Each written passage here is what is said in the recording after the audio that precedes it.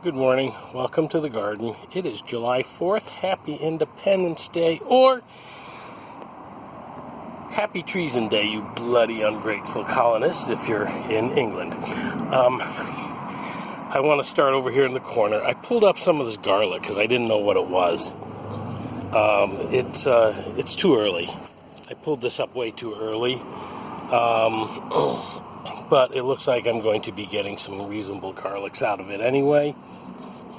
The rest of the garlic I have left in the ground. We will wait for them to be properly ready. You can already see that some of these leaves are starting to turn brown, so I think these will be ready to pull out at about the same time as the onions on the other side of the garden. And I keep working on the weeds, and the weeds keep coming back. Oh boy. Yep, there we go. See the bee flying around it? That's exactly why it's here. It's a watering. It's a little warm there, guy. try to land on a wet one. A little pan of water to help the bees. Here you see one. Got another one. Help the bees get a drink. It'll help attract them to the garden. And that jug of water is actually part of a drip watering system. I'll take the jugs, fill them with water, poke a hole in them, and then put them near the plants. And as the water slowly drips out, the plants get watered, and they get watered deeply. Yeah, I got a whole collection of half-gallon milk jugs. You'll also notice that it's like a jungle back here. Look at this. This is 7 tomato plants, and I spaced them based on how well they did the previous years. And I placed a lot of plants based on how well they did the previous years. And just since I'm getting so much more sunshine now, the garden is just doing so much better. And I really should have spread them out some more. So, as you saw, we had some bees, and we had some bees over here pollinating. This is an heirloom tomato. And you see the tomatoes are rather small at this point. Heirloom tomatoes will produce later than hybrid tomatoes like these. These are early girls, and for a hybrid determinate, this one is really doing great. Look at how tall that stalk is. But if you peek way down in here, I've got some of the biggest tomatoes I have ever grown. There's my hand for comparison. They are just doing so well. And then here's another cluster of tomatoes here, just doing so well. Another cluster there. 3 early girls. A yellow hybrid of some type, I forget which one. My wife likes yellow hybrids for slicing. This one is another hybrid, but it is also, I don't see any. Is this the hybrid, or is this the Juliet grape? No, this is the Juliet grape. It's a hybrid, I was right. So you see all kinds of clusters of tomatoes in there. Then the next one is one that I oh man, you just can't walk around the garden anymore. There was supposed to be a walkway. There's supposed to be a walkway right down through there, but yeah, not there anymore. I'm currently straddling an eggplant as I show you this Orange Anna tomato, which is also an heirloom variety. And you can see it's only got a few small tomatoes on it right now. We're still waiting for the production to really get started. Some tomatoes have different production schedules than others. This one is a yellow pear, and you can see that it's got tomatoes in here as well. They're nicely bulked up and shaped. I don't see any of them yet. See, here's some really big ones here. Am I get the big ones in there? Am I showing you what I want to show you? Yes, there. Anyway, they will turn color eventually. I'm not sure when, but I'm not seeing any color change on any of them. Let me just turn around and walk down here, because here I've got some fingerling eggplants, and there's one right there. These are very small, as the name fingerling implies. They are not very big, but they're very tasty. And then I'm just going to walk down here. These, look at all the blossoms. If all these blossoms turn into a fruit, I'm going to have a lot of lemon cucumbers. We've already picked 2. They produced early, and then they, let's see if I can find there's just I got a female flower in there right there, but I'm looking to see if I've got another cucumber growing in here. But they each produced a cucumber, and then we picked the cucumber. There's one right there starting to grow. Somewhere, right there. We picked the 2 cucumbers, and then they just took off, vining out. There's another one, and I'm doing my best to keep them contained into these tomato cages instead of vining all over the garden. But then we've got squash. This yellow squash is not doing that well. We've got patty pans. I'm getting so much of them falling off instead of developing, but that happens too. And then we've got yellow cucumbers. I see a couple that just aren't doing well. The zucchinis are doing really well, though. I don't know if you can see. I've got 2 zucchini there, 2 more down here. They all seem to be doing well. There's another one around over here. It's kind of turned back into itself. It's going to be a mutant zucchini because it's growing right inside the plant. I don't know if you can see that in there. More zucchinis. Got one here that didn't, this one is a pollination. This one here is a pollination failure. So won't twist off yet. More. So we're getting a lot of zucchini.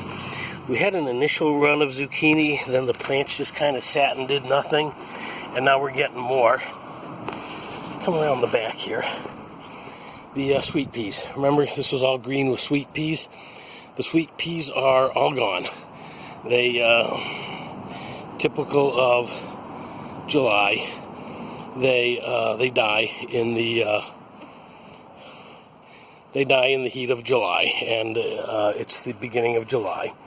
I have green beans here. We've already picked and eaten a bunch of them, and I'm getting even more now. Even more. Okay. One thing is, these were bush. These were supposed to be all bush varieties, but one of them developed a vining habit. You see that? It developed a vining habit, and so I've given it a stick to climb on. But not only that, several others over here in this bed have also developed a vining habit, and so I've provided them sticks and strings to grow up on. And as I'm sitting here looking, I'm seeing even others that I may have to, like this one here, looks like it's going to want to try to do a vining habit as well. So this sometimes happens with your beans. You just have to, if that happens, either pull it up or give it a stick to grow on. That's your choice. I'm trying to grow. Why is my video so choppy? I'm trying to grow some more lettuce here. This is Come Again lettuce, which seems to be doing okay. And then the kale just kind of took over everything.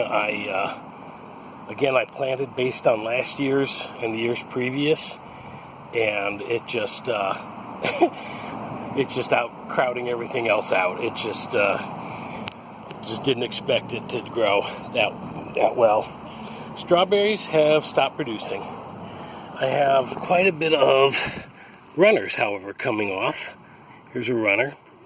And I have placed them, some of them, into these pots here. if you look around the bed, you'll find a bunch of these pots where I'm actually putting them so I can get some more strawberries next year. I'm not doing a very good job of weeding. Once I got all the strawberries, I quit weeding, and the weeds are taking over, and I've really got to get back in here and weed some more. Onions. Let's come over here to the onions.